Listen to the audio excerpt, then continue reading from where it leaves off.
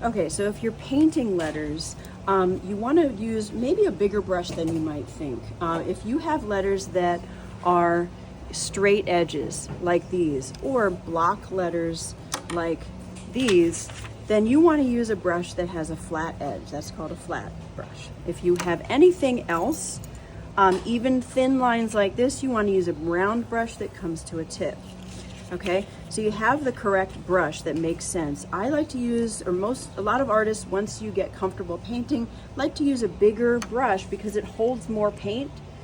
The way that you use a brush to hold more paint is not to dip it deeper into the paint, because all that does is get paint up here in this part of the brush, and that's not where the paint flows from. Okay, so just on the tip of the brush, you want to wet your brush first, so have water nearby, and also have paper towel and scrap paper nearby.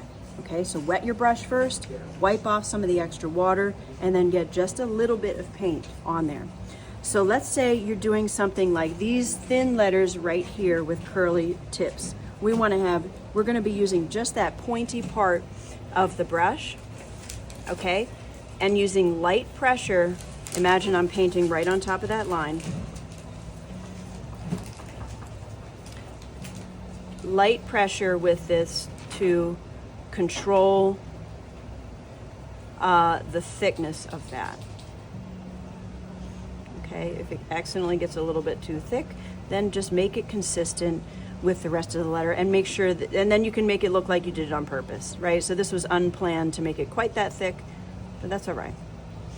Okay, so and then if you want the letter to be a little bit thicker, you don't dip this deeper into the paint, you just press a little harder with it. Okay, so let's take one of those bubble letters that has a curved edge, so we're going to use this round brush. All right, and imagine we're painting right over your pencil marks. Okay, we'll just do this E here.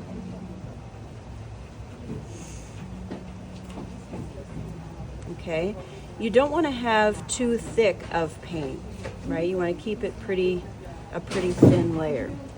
Okay, so you're going to follow the pencil marks. If you have dry edges like that, you want to see how little I'm getting on there at a time, just a tiny bit. You don't want to have a dry edge, so you're finding the right balance between between a little bit of paint on your brush but no dry edges. Okay, and then finally, if you're doing straight lines like these or like block letters, you could do a thing where you get so little on your brush, if you're doing, like, for example, an I or an H or whatever in here,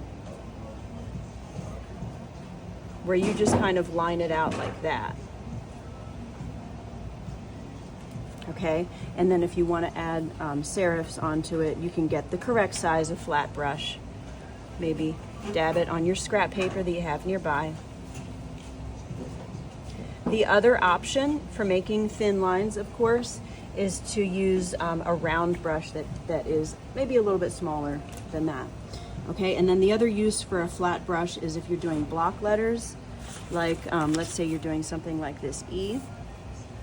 Okay, maybe get a little bit more on your brush, dab the extra off so it's not going to be like dripping.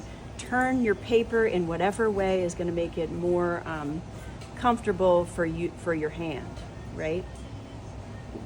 And use the flatness of that brush to help you. Oops, see, I didn't dab my brush off and then I got that little spot of paint. Okay, use the flatness of the brush to help you create that straight line without fussing over it too much. Okay, teeny bit of paint at a time. Moving the paper around instead of maneuvering my arm in an awkward way. Okay. Okay, I'm even using this hand to kind of steady the other hand. And this is with like probably a little bit too much coffee, so I'm not even really that steady, but okay. So you're trying to get your letters to be like super clean, not too thick of paint. If it's too thick, try to use you can even use the corner of your brush like that to perfect a corner, you know, or to thin out a spot that's too thick.